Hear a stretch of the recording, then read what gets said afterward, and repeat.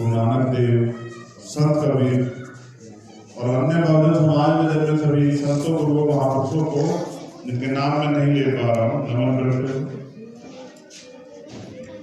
बहुजन movement में सामाजिक परिवर्तन के जो पुरोधा रहे हैं छत्रपति साहू जी महाराज, शिवाजी महाराज, संत गाड़गे जी महाराज, माँ फातिमा से माँ सावित्रीबाई फुले, राष्ट्रपिता ज्योतिबा फुले, पेरियार साहब, बिरसा मुंडा, बाबू जगदेव प्रसाद कुशवाहा, जननायक कर्पूरी ठाकुर, मान्यवर साहब काशीराम को मूवमेंट में लाने वाले दीनदयाल वाल्मीकि साहब,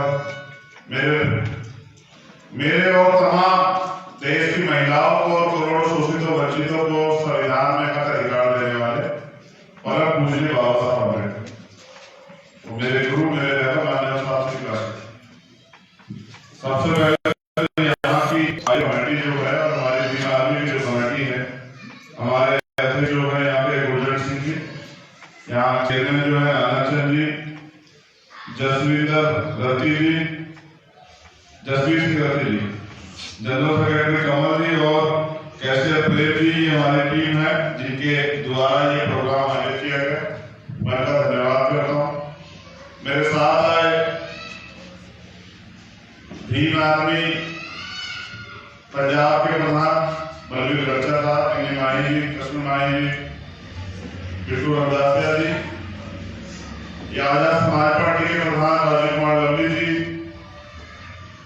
हमारे प्रदेश उपाध्यक्ष एडवोकेट जलील साहब, मेरे दाहिने हाथ पर भावदस के प्रदेश अध्यक्ष हमारे, और दिल्ली से मेरे साथ पहुंचे हमारे गोरखपुर संभाग के प्रभारी हरपाल वाल्मीकि जी, मेरे छोटे भाई और दिल्ली प्रदेश के प्रधान हिमांशु वाल्मीकि जी, और हमारे जिम्मेदार साथी और आने वाले कल में पंजाब में बहुजन मूवमेंट के लिए संघर्ष करेंगे विधायक तोमर साहब। मैं क्योंकि समय की कमी है मैं माफी चाहता हूँ देश आने के लिए, क्योंकि कोहरा बहुत था, हम लोग सुबह से चले गए लेकिन उस कोहरे में ज्यादा तेज गाड़ी नहीं चला पाए, तो आप लोग इतनी देर से पहुंचे इसके लिए माफी चाहता हूँ। हमारे नौजवान जो एथलेटिक है वो भी यहाँ बैठे हुए हैं, मुझे अच्छा लगा उनके बारे में जान के, लेकिन मुझे बहुत कम शब्दों में आपसे जो बात करनी क्योंकि मेरी फ्लाइट है चंडीगढ़ से, तो विक्रमवाड़ा से मुझे चंडीगढ़ पहुंचना, आप समझ सकते हैं कि कितनी दूरी। लेकिन जब मैं यहाँ आया हूँ तो अपनी बात को कम शब्दों में से लेकिन कहूंगा जरूर। ये देख रहे हैं ना, ये हाथ, इसमें 4 उंगलियों लेकर उठा है, अलग इनका कोई मोल नहीं, तो कोई भी जो है कमजोर सा आदमी भी तोड़ देगा।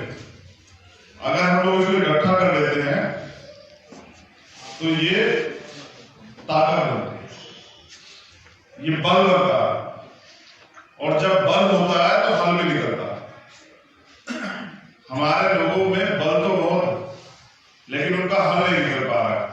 पंजाब में जाति का शोषण तो कम, क्योंकि यहाँ ये गुरुओं की महापुरुषों की धरती है, यहाँ भाईचारा तो है, लेकिन बहुत सारे तमाम तरह के जो अधिकार बाबा साहब ने संविधान में दिए हैं वो अभी तक हमें यहाँ नहीं मिले।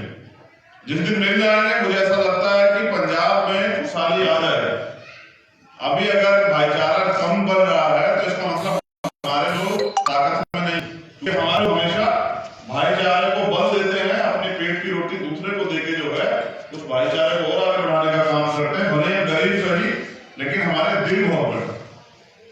तो माननीय काशीराम साहब भी कहा करते थे कि तमन्नाएं अगर सच्ची हो तो रास्ते 1000 होते हैं, और तमन्नाएं अगर झूठी हो तो बहाने 1000 होते हैं। हमारी तमन्ना सच्ची है कि इस टुकड़ों में बटे बहुजन समाज को हमें इकट्ठा करना। ये जो नौजवान पीढ़ी सामने इधर भी मिले उधर बैठी है, इनके दिल साफ, ये कोरे कागज है। अगर समाज के लोग इस पर झूठ लिखेंगे, छल लिखेंगे तो इस पर झूठ लिखा जाएगा और ये ऐसे ही बन जाएगा जो लिखा गया है, और समाज के लोग इस पर अच्छाई सच्चाई ईमानदारी भाईचारा लिखेंगे तो ये अच्छे सच्चे और ईमानदार बन जाएंगे, जो कि हमारा एक पुराना लंबे समय से इतिहास रहा कि जब हमने किसी की बाजू पकड़ी है तो चाहे हमारा हाथ कटा है लेकिन हमने भरोसा नहीं तोड़ा। तो ये जो भरोसा लंबे समय से हमारे लोगों ने बना के रखा है, उस भरोसे को आगे बढ़ाने की जरूरत। जो नौजवान है, मैंने बल देखा वहां से यहां तक खूब जोर से नारे, जयकारे, और अपने आप पुलिस का काम भी अपने आप कर रहे थे, गाड़ियों को रोकने का, चलाने का, सारे काम कर रहे थे। इसका मतलब काम तो हम पे सारे आते हैं। जब हम पे काम सारे आते हैं और आबादी भी हमारी अच्छी है, तो भाई हम लोग शासक क्यों नहीं बन पा रहे? कहीं ना कहीं कमी है ना। देखो, अपना घर अपनी तो झूपड़ी और दूसरे का महल। मेरी बात पे गौर करना नौजवान साहब।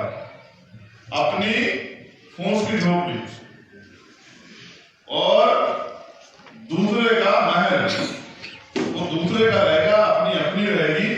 ये हमारे लोगों का सोचना है कि दूसरे के घर में रहोगे तो किराएदार रहोगे, जब मालिक को बनाएगा तो तुम्हें तुम्हारी औकात बता देगा। अपने घर में रहोगे तो मालिक रहोगे, और मालिक मालिक होता है, मालिक कभी गुलाम नहीं होता। हमारे लोग दूसरों का झंडा उठाते हैं, दूसरे लोगों को नेता बनाते हैं, लेकिन कभी अपने लोगों को नेता नहीं बनाते।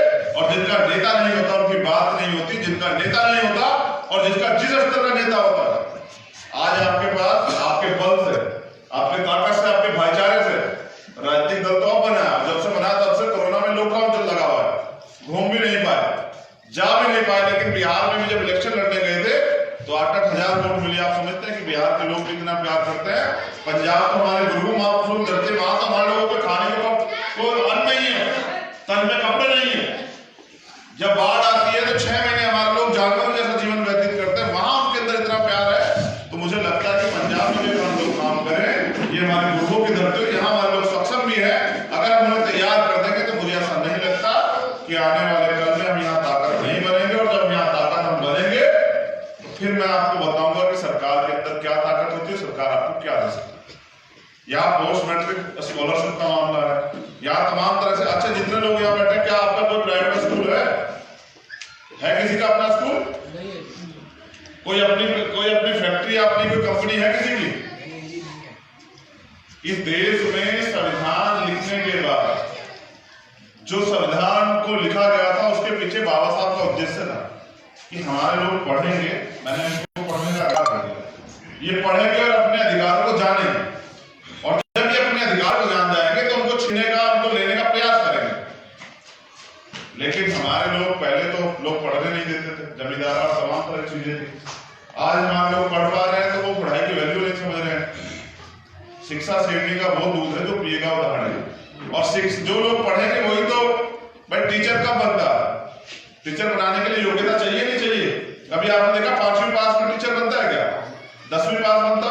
नौजवान जो पढ़ रहे हैं उन्होंने देखा ना आपको स्कूल में टीचर कैसे, जो हाई क्वालिफाई होते हैं, जिन्होंने वो योग्यता पास की होती। तो हमारे लोग, मैं नहीं कहना चाहता, लेकिन क्योंकि हमारे लोगों को कोई रोजगार नहीं है, मगर मैं ये कहना कड़वे शब्दों में चाहता हूँ कि हम लोग इस देश में सफाई का काम करने के लिए, मजदूरी का काम करने के लिए या किसी की गुलामी करने के लिए नहीं जन्मे चाहते। हम यहाँ जन्मे हैं, और चाहे वो राष्ट्रपति का बेटा हो, चाहे वो गरीब का बेटा हो, सबको बराबर के अधिकार है। हम इस देश में राज करने के लिए जन्मे, और वो राज तब आएगा जब हम संघर्ष का रास्ता अपनाएंगे। और जिस दिन हमारे लोग ये तय कर लेंगे हमें रास्ता अपनाना है और हमें अपना ये जो जीवन है जो आज हमें दिया गया है, इसको बदलना है। तो जिसने भी संकल्प लिया है, जिसने भी प्रण लिया है, वादा किया है, और जिसने भी समर्पण की भावना से काम किया है, वो समाज का भला अवश्य हुआ है। क्योंकि हम पे तो हमारे गुरुओं महापुरुषों का आशीर्वाद नहीं है। अभी हमारे संचालक महोदय कह रहे थे कि मेरे ऊपर सबके ऊपर है, लेकिन उनका आशीर्वाद तब होता जब आदमी कहते ना हिम्मत मर्दा जब आदमी खुद हिम्मत करेगा तभी तो उसमें किसी की मदद होगी। अब मैं घर पढ़ के सोचूं कि समाज एकजुट हो जाए, सब बताइए कैसे हो जाएगा? मुझे ऐसा लगता है कि तमाम तरह से इस व्यवस्था ने जो गैर बराबरी, जो टुकड़ों में बांट के राज करने वाले, फूट डालो राज करो की नीति वाले जो लोग हैं, इन्होंने इतनी तरह से हमें बांटा है। मुझे लगता है कि एक बात समझाए से बात समझ में नहीं आती, इसलिए हमें कई बार जाकर अपने लोगों को तैयार करना पड़ेगा। और मुझे ऐसा लगता है कि नौजवान जो है, ये जो खून है ना जो उबाल मारता है, ये ऐसे थोड़े उबाल मारता है। तो पेट में भले रोटी ना हो, लेकिन अपने मान सम्मान की लड़ाई लड़ते हैं नहीं लड़ते? बताइए। ये इसलिए लड़ते हैं कि हम इस देश में गुलाम नहीं थे, हमारा भी इतिहास है देश में, हमने भी इस देश में राज किया है, हम इस देश के मालिक है। हमारे पूर्वजों ने इस देश में जो है अपने बल से जो है राज किया है। आज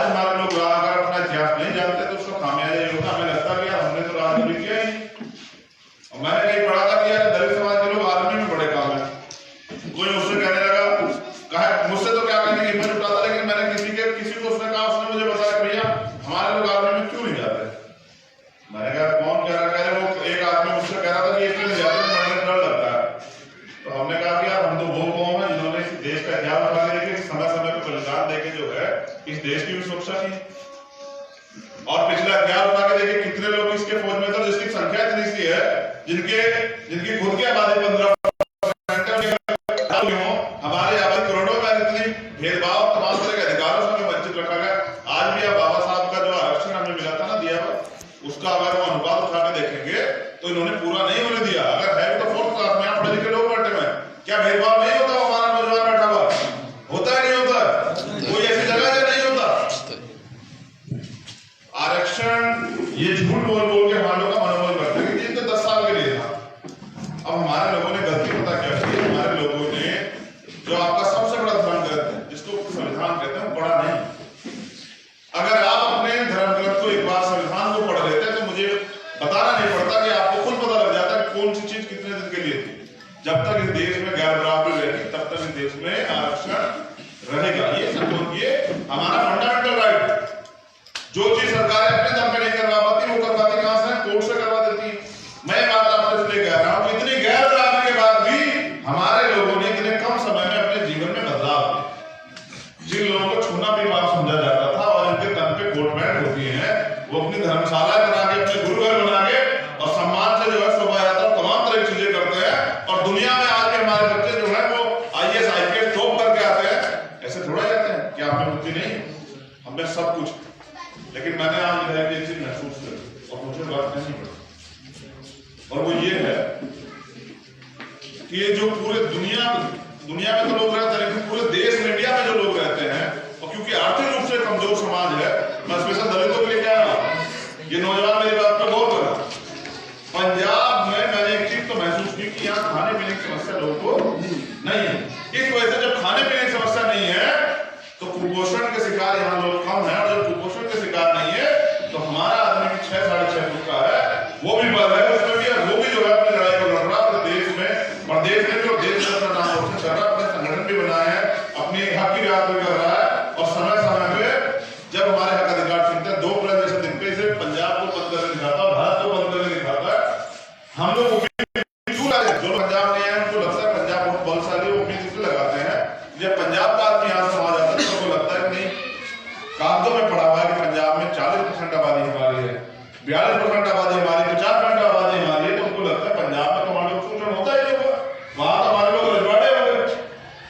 मैंने महसूस किया कि जहां हमारा समाज, जैसे बिहार, यूपी का भी जो बॉर्डर वाले हैं, मध्य प्रदेश, राजस्थान, जहां आदमी मूछे रखने पे, घोड़ी पे बैठने में, जो लोग देखते हैं ना सोशल मीडिया, मेन स्ट्रीम तो दिखाता नहीं है, सोशल मीडिया देखते नहीं देखते। जब से सोशल मीडिया आया तो हमारे लोग थोड़े से ज्यादा सतर्क, क्योंकि पूरी दुनिया में लोग सोशल मीडिया जुड़े हुए हैं। जब भी कहीं अत्याचार होता है तो बहुत जल्दी सब तक पता लग जाता है। जैसे हाथरस का मामला हुआ, कब पता लगा आपको? जब तक मैं नहीं गया था उससे पहले पता लगा कि हाथरस में कुछ हुआ नहीं। और जब हाथरस में जो हुआ, क्या वो सही है देश में? मतलब आज भी आप समझिए कि कुछ लोग वहां गए, वो कह रहे CBI की, जब मैं कह रहा था मुझे लोग कह रहे थे वहां के, अब वो पुलिस के पहरे बैठ के कह रहे थे, सामने आके नहीं कह रहे, पुलिस के पहरे बैठ के कह रहे कि इनको CBI पे भरोसा नहीं है। अब CBI ने चार्जशीट लगा दी, और CBI ने चार्जशीट में क्या लगाया कि इन्होंने ये आरोपी है, इन्होंने समझ रहे हैं? अब वो लोग कह रहे CBI झूठ बोल रही है, अब CBI के खिलाफ पंचायतें कर रहे हैं। पहली बार देश में देखा होगा कि अपने लोगों को बचाने के लिए सरकार, प्रशासन, उनके लोग पंचायतें करते हैं ऐसे मामलों में जहां बहन बेटियों का अपमान होता है। ये लोग कहते हैं बेटी बचाओ बेटी पढ़ाओ। मैं बात आपको इसलिए बता रहा हूं कि संविधान में तो बहुत कुछ मिला है और हम लोग बहुत कुछ पा भी सकते हैं, बस उसके लिए दृढ़ संकल्प है। वरना ये गैर बराबरी जारी रहेगी, क्योंकि गैर बराबरी से जिनको फायदा है वो तो गैर बराबरी चाहते हैं। क्या गैर बराबरी से आपको फायदा है? क्या आप चाहते हैं कि अपमान सदियों तक दूसरे, क्या आपके आने वाली पीढ़ी से अपमान को सहे? क्या आप चाहते हैं? तो मैं बात आपको इसलिए बता रहा हूं क्योंकि आंध्र प्रदेश में कुछ नौजवानों को पता होगा कि एक हमारी बहन थी, हॉकी प्लेयर थी, नेशनल प्लेयर थी, सॉरी, स्नेहलता। एक तरफा प्यार में उसकी हत्या कर दी गई और किसी नेशनल मीडिया के चैनल ने उसको नहीं दिखाया। नेशनल हॉकी की उसकी हत्या कर दी गई। ना तो आरोपी अभी तक जो है मुझे लग रहा है उन पर सही कार्रवाई हुई, ना ही पीड़ित परिवार की मदद की गई। और आप सब लोग जानते हैं जितने क्रिकेटर या तमाम जो प्लेयर हो उनको तैयार करने में कितना दम लगता है। अपने अपने पेट को काट के जो है ना तैयार किया जाता है, अपना मकान बेच के। पढ़ाने में हमारे लोग यहाँ कि जब अच्छा पढ़ाते हैं तो अपने बच्चे को डॉक्टरी कराते हैं तो मकान गिरवी रखना पड़ता है। तो वो बच्ची का जीवन जो है उन्होंने छीन लिया, क्योंकि वो नेशनल प्लेयर हो चुकी थी, सनेला दास का नाम था, उसको न्याय नहीं मिला। तो मेरे पास पता है आंध्रा से फोन आया कि भैया हमें उम्मीद है, आप ये बात मैं आपको इसलिए बता रहा हूँ कि आपके जहन में रहे कि भैया हमें उम्मीद है कि अगर आप खड़े हो जाओगे तो उस बहन को न्याय मिल जाएगा, उसके परिवार को न्याय मिल जाएगा। ये जो ताकत मिलती है ना पूरे देश में जाकर लड़ने की, यहाँ से मिलती है कि जब अपने लोग उम्मीद करते हैं कि हमारा भाई आएगा तो हमें न्याय मिलेगा, तो अपना भी कार्य करने का हौसला जो है वो बढ़ जाता है। तो ये बात मैं आपको इसलिए बता रहा हूँ कि ये गैर बराबरी और ये अत्याचार आपके तब तक जारी रहेंगे जब तक आप इस देश में सत्ता में स्थापित नहीं हो। अब आपको ये तय करना जो नौजवान बैठे, ऐसा नहीं कि हम लोग नहीं कर सकते। अगर ऐसा होता तो यही सुनाम की धरती से चल के वीर शहीद शिरोमणि उधम सिंह जी ने माइकल ओडवायर को जाकर लंदन में मारा, समझ रहे हो? किसी की हिम्मत नहीं पड़ी थी। ये बल है हमारा कि माइकल ओडवायर को 21 साल इंतजार किया। कितना इंतजार किया?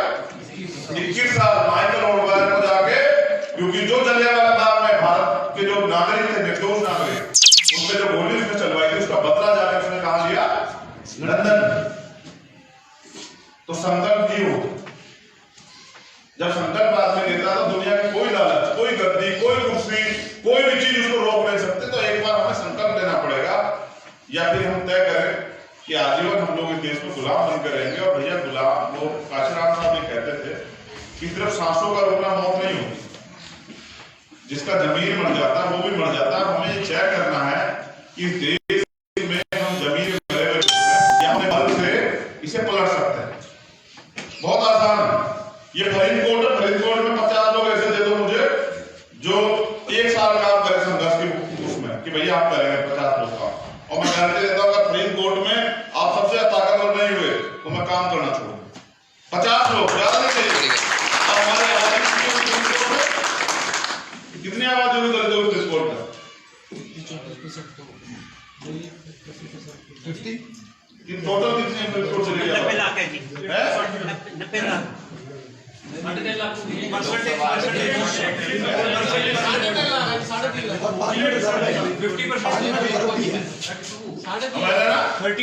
लोग मांगे 32%, मैंने आपको 50 लोग मांगे। आप मुझे 50 लोग, ये जो नौजवान बैठे हैं, एक लोग तुम्हारे पूरे देश में कितनी जुल्म जाती आपके परिवारों के साथ होती है, और आपके खून को जो है जमना नहीं चाहिए। आपके चेहरे पे हंसी खुशी और आपके चेहरे पे प्यार और आपके मस्तक पे आत्मसम्मान की भूमिका ये संघर्ष रहना चाहिए। कोई किसी को राज ना दीजो, कोई किसी को ताज ना दीजो, जो लीजो साढ़े निज बल दीजो। तो अगर आपने दम नहीं है बल लेने का, अपने जीवन को बदलने का, तो फिर मैं नहीं कहता हूं। लेकिन अगर आप घर जाके सोचना कि हमें बल है या नहीं है, या हम महापुरुषों की गुरुओं की औलाद है या नहीं, अगर हो तो मुझे सिर्फ 50 लोग देना। ये 50 लोग दिए, और 1 साल में अगर हम उनको इतना तैयार करेंगे कि मैं देखता हूं हमारे लोग एकजुट क्यों नहीं हो, कैसे भाईचारा नहीं पैदा होता, कैसे हमारे लोग हैं राज नहीं आता। बाकी वरना गुलामी तो हमारे लोग बहुत दिनों से कर रहे हैं, लेकिन कुछ मिला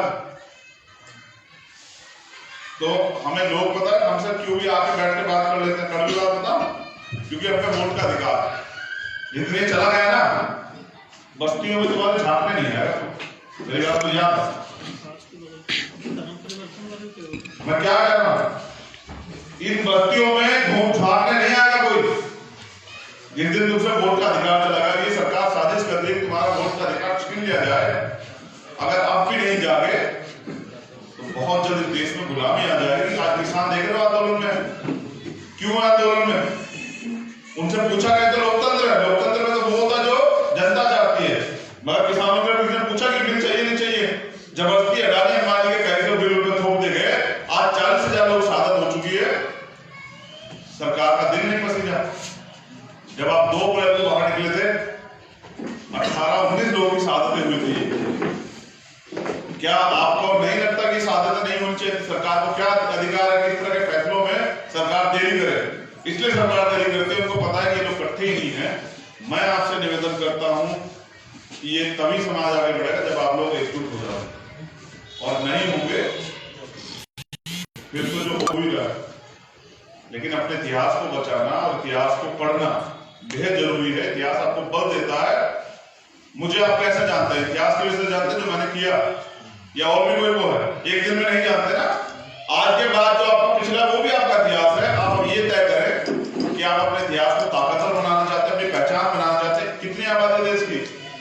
130 करोड़ की आबादी से निकल के आना और इतनी तरह का भेदभाव झेलकर अपने आप को देश के अंदर साबित करना, ये कोई छोटी बात नहीं है। तो आप ऐसा नहीं कि आपके अंदर दम नहीं।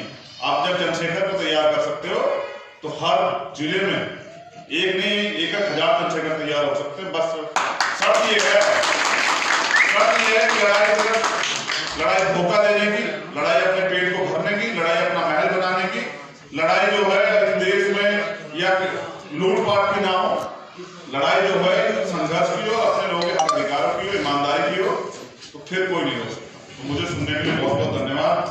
और मैं देर से आने के लिए दोबारा से माफी चाहता हूँ। प्रयास करूंगा अगली बार जल्दी आऊंगा और आप लोगों के बीच में समय बिताऊंगा। बहुत बहुत धन्यवाद।